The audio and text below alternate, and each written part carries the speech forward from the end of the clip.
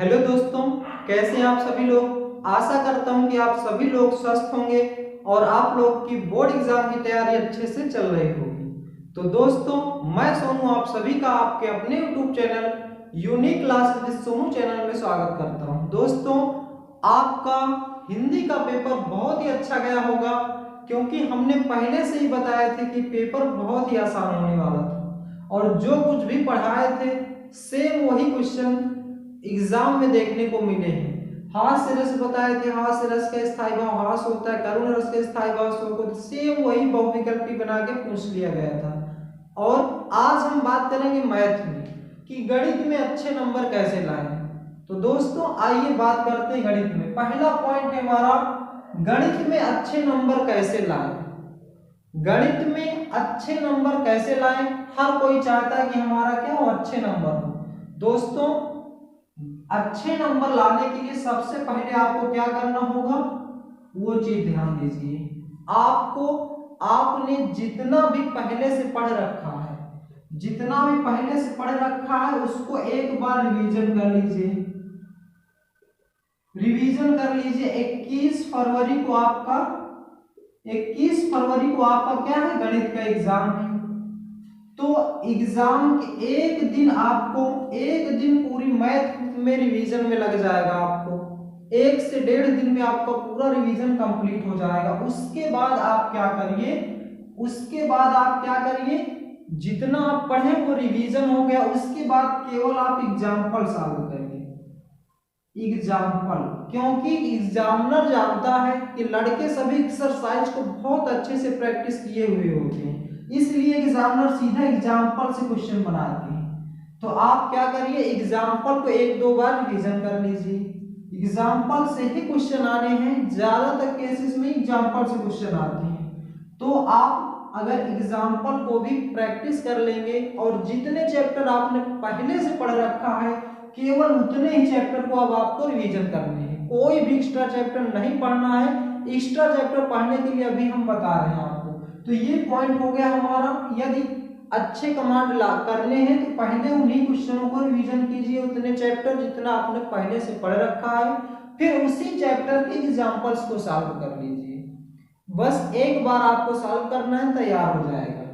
और फिर दूसरा पॉइंट हमारा, कम समय में कैसे पूरा करें। कम समय में कैसे पूरा करें, कुछ लोगों का मतलब तैयार भी नहीं होगा, तो वे लोग क्या करें, जैसे कोई एक चैप्टर उठा रहे हैं, मान लीजिए पहला ही चैप्टर है, तो उसमें से वो चेक कर लें कि किस तरह के क्वेश्चन हर साल एग्जाम में पूछे जाते हैं। तो वही टाइप वो लोग क्या करें, पढ़ ले, जिससे उनके सफिशिएंट नंबर मिल सके। जैसे पहला चैप्टर यूक्लिड विभाजन पढ़ लेते हैं और फिर उसमें प्रूव करने के आता है, रूट सिद्ध कीजिए कि √2 एक अपरिमेय संख्या, √3 एक अपरिमेय संख्या है। इस तरह के क्वेश्चन हर साल एक क्वेश्चन बोर्ड एग्जाम में देखने को मिलते हैं। तो यहाँ से उनके क्वेश्चन नंबर एकदम सिलेक्ट हो जाएंगे, कंफर्म हो जाएंगे।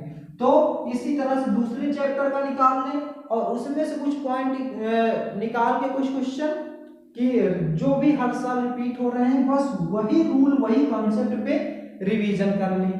तो इस प्रकार से उनका कम समय में तैयार हो जाएगा, उनके अच्छे मार्क्स मिल सकते हैं। तीसरा कि गणित में एग्जामिनर कैसे नंबर देते हैं, ये बहुत जरूरी है जानना, क्योंकि आप ये गलती करके आते हैं कि आपको कोई क्वेश्चन में डाउट है तो आप उसे छोड़ देते हैं। तो उससे हमें क्या करना है, गणित में कोई भी क्वेश्चन छोड़ना नहीं है। जो क्वेश्चन आपको नहीं आता सबसे लास्ट में उसे करना है। क्यों? क्योंकि गणित में स्टेप मार्किंग होती है, जितने स्टेप आप लगाएंगे उतने स्टेप के आपको नंबर मिलते हैं।